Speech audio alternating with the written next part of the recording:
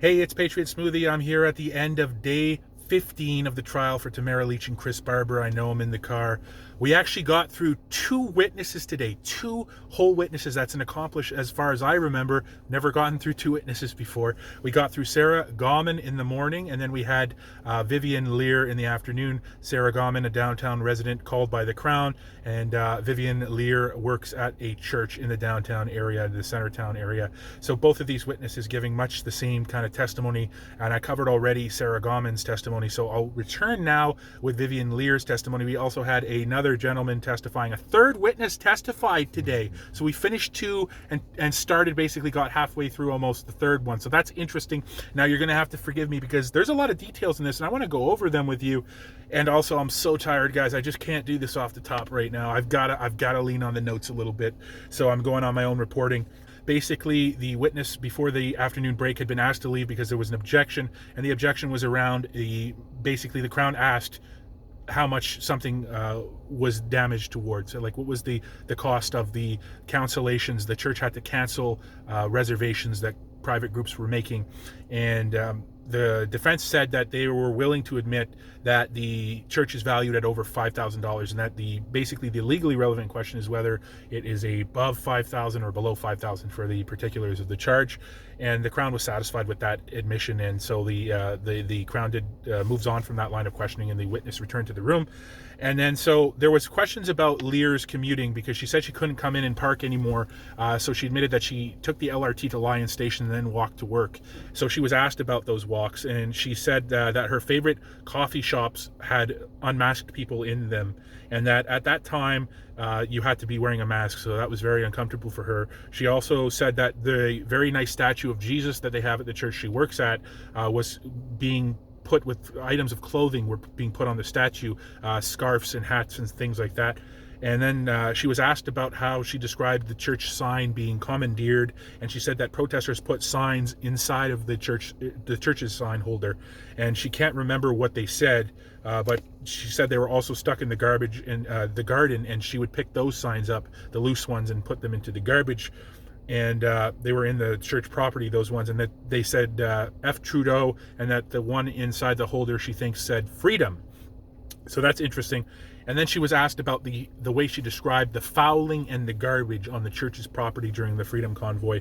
And she said that there was garbage everywhere, and that normally there was garbage because the church she works at is at a busy intersection, but she described it as almost triple the normal amount of garbage that would be left on the property of the church that their custodians had to pick up, and that there was food and alcohol containers, and that it was disgusting, it was filthy, is how she described it. And then the Crown asked about the horns, sorry about that, and how long they would go for. And Greenspun objected, saying that the question described the answer. And then Lear said that they have very thick stone walls in the church, but she could still hear the horns through them in her sanctuary and in the office. And she said it was like a truck stop all the time. She said that bylaws exist for a reason, that it was constantly, and that the fumes are not safe for people, and that it was constantly coming into her office, non-stop idling while she was there during the day. The Crown asked the witness to describe the sound of the idling, not the fumes, and then Eunice objects. So the Crown story further elaborated to ask about the sound of idling. Eunice objected and basically said that she never said that she heard idling, and then the judge said yes, she actually did testify that she heard idling, so she was allowed to describe the idling. She described it as a low rumbling type of noise. So that's where we get at that. And it was really interesting with Eunice's cross-examination, because Lear, again, Vivian Lear referred to it as an occupation. So Lear said that she felt that they were invading her space and felt occupied. Then Eunice brought up the legal definition of the word occupation under international law, being where there's an army that comes in and takes over. She felt her space was being invaded and taken over, and that it limited her activities. And she said that the vehicles and trucks were parked in the street and they're blocking their property, and that they were putting signs and other things on her property, and that they were, quote, invading her property, invading the property with noise and fumes, and she feels it was an occupation. So she did not observe, I'm going to stop at with this because it's going to keep going, but she did not observe the placing of signs. She didn't observe a lot of the things, but she would come and she would discover them and she would remove them. And she was later shown a picture by Eunice of what was Kent Street, and there was, a video, it was police video. And in that video, we saw 2 or 3 trucks And one of them was the trucks that she talked about that we mentioned earlier, the Led Zeppelin truck, the truck that was playing music. And it was very, very quiet in this video. Like the background noises in the video were louder than the sound of the music coming from the so-called Led Zeppelin truck. And we also saw on this video of Kent that there was 2 open lanes and we could see the church, and there was literally nothing blocking it in the video. So that was really interesting.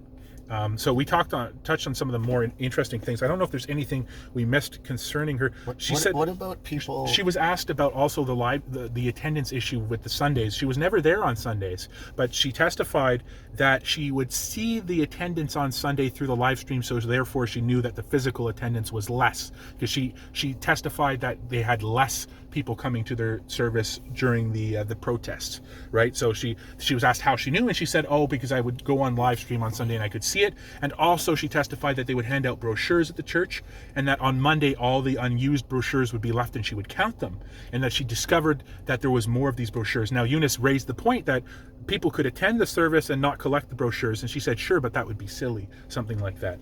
And there was a lot of talking over. Like every time Eunice would ask a question, she would begin to answer it before the question was not finished being answered. Eunice reminding her multiple times to please let her finish the question first before she began talking. And there was a lot of inflection in her voice. There was a lot of you had to be there. I didn't really spend a lot of time describing that, but it was quite the testimony. Like emotional? It was emotional. It was a lot of inflection in the voice. Yeah. A lot of it stood out. It stood out for sure. And like I said, we looked at the video of that was the big thing, the video that showed Kent Street from February 5th. It was police footage, Exhibit 120, showing the street empty, showing the Led Zeppelin truck playing rather quiet music, and the police calmly standing around. And the rest of the area was basically deserted, and there was certainly nothing that was physically blocking the church's property. That's not too far from where I was living at the time, and that corner was particularly quiet most of the time. You know, the area in front of the Supreme Court would have sometimes some people playing hockey, but it was generally a quiet area, and there was always room to move. And then it was interesting because in that video she says that her window faces the other side of the sanctuary. It faces the other side of where the video was taken, so her office was facing away from the Led Zeppelin truck. So that was interesting.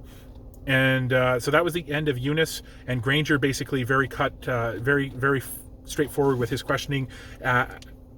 Basically, the only time that she called the police was to call for an escort for the minister, asked about the diesel smell. She didn't call to report the smell. Asked about Led Zeppelin. The person playing it was male. Asked about the 3 individuals she personally observed urinating. They were male, yes. And she agrees that she's not able to identify any of these people. Granger asked her about walking from the station at Lyon to the church, and she agrees that she did that, and she asked if she walked alone. And then she also did that. She did not have an escort to walk in from the LRT station at Lyon towards the church. So very straightforward questioning. And then asked if she had any contact with Tamara Lich at any point. She never did. So that was the second witness, and that was very telling testimony. Now we did begin the third witness, which was Stéphane Belfoy. We're still, at this point in time, we're at the Crown's evidence-in-chief, examination-in-chief, and we're having a lot of problems with the interpreters, Mr. Interpreter. Yes. There's been multiple translation errors, and the defense is frustrated. The judge is frustrated. The judge even remarking as far as saying that if the errors continued, she would get a new interpreter. So tomorrow we're going to have 2 certified interpreters coming in so that they can bounce off. They can alternate when they get tired, because it's very hard to do the live translation.